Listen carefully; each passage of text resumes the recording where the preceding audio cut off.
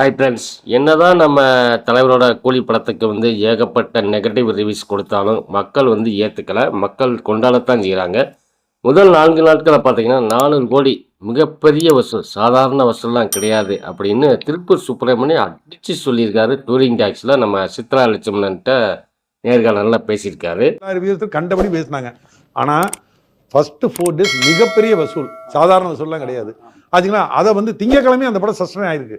வந்து பார்த்தீங்கன்னா ரிலீஸ் ஆகி 5ஆவது நாள்லேயே வந்து கூலி சஸ்டெயின் ஆகிருக்கு. சுமாரான படமாக இருந்தால் அதை எப்படி ஓடி இருக்காதுல்ல. திங்கக்கிழமை வந்து அதெல்லாம் பாதாளத்துக்கு போயிருக்கோம், அப்படி எல்லாம் கிடையாது அப்படின்னு வந்து ரொம்ப ஆணித்தரமாக பேசியிருக்கிறாரு. கிடையாது. ஆச்சுங்களா, அதை வந்து திங்கக்கிழமை அந்த படம் சஸ்டெயின் ஆயிருக்கு.